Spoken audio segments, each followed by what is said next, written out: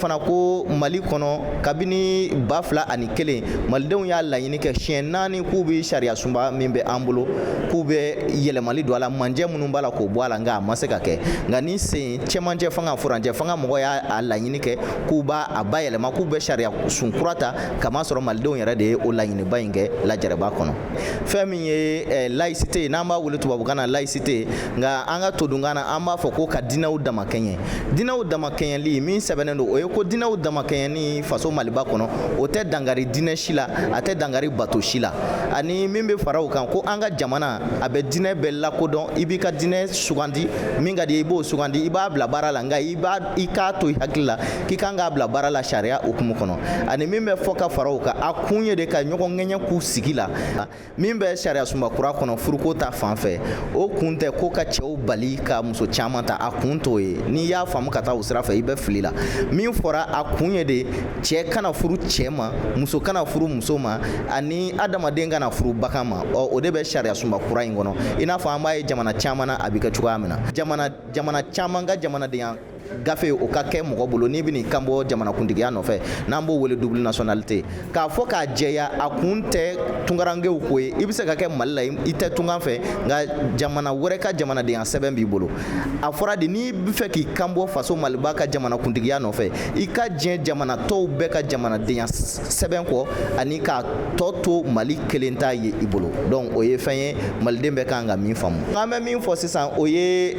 donba n'o bɛ ka na o ye dimanche nata kari nata juin kalo tile 18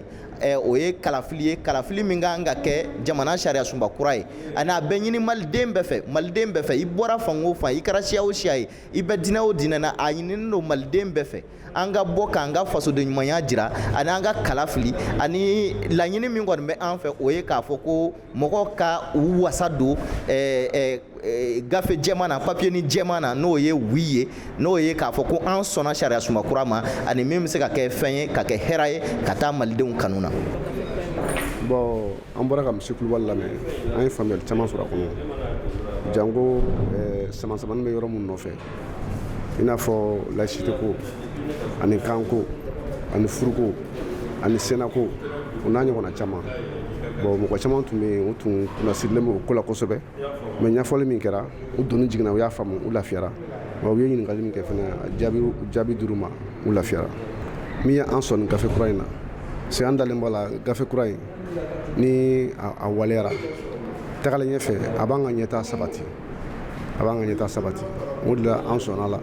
bon welekan bɛ ne bolo ka ɲɛsin u ma o ye u ka bɔ i n'a fɔ kɔnɔkulu ka taa vote kɛ pour que Mali ka refondation a kuma min bɛ sen na n'an y'a daminɛ baara daminɛ a mɛnna parce que kabini assise nationale an yɛrɛ o kɔnɔna na an yɛrɛ hakilina minnu fɔ olu de taara k'u yɛlɛma ka u don sariya sunba kɔnɔ donc an yɛrɛ ka kuma fɔlen n'a sera vote ma donc a ka kan an ka ɲɔgɔn wele tuguni ka ɲɔgɔn bɔ ka taa vote walasa u bɛ se ka passer cogo min na. Ni min faamu sariya o sariya n'a bɛ ta a laboli i kan a bɛ bɛn i k'o kɔnɔko dɔn donc o sababu mana kɛ mɔgɔ o mɔgɔ ye o tigi bɛɛ ni foli ka kan ministère y'a wasa don kuluwalikɛ min na ka na a bɛ gafe in dɔn a b'a kɔnɔko dɔn a bɛ se a ɲɛfɔli la ne yɛrɛ gafe in bɛ ne bolo a mɛnna ne b'a kalan mais ale ka bilasirali la a ye dɔ fara n ka dɔnniya kan gafe in kɔnɔko la wa ka hakili ta bololabaarakɛlaw la o fana ye folikoba ye parce que mɔgɔw tɛ min faamu jama si tɛ jamana kɔnɔ min ka ca ni bololabaarakɛlaw ye welewelekan min bɛ ne bolo fila tɛ kelen dɔrɔn don ka ɲini bololabaarakɛlaw fɛ u ka taa voter projet de constitution ye ka 8 ans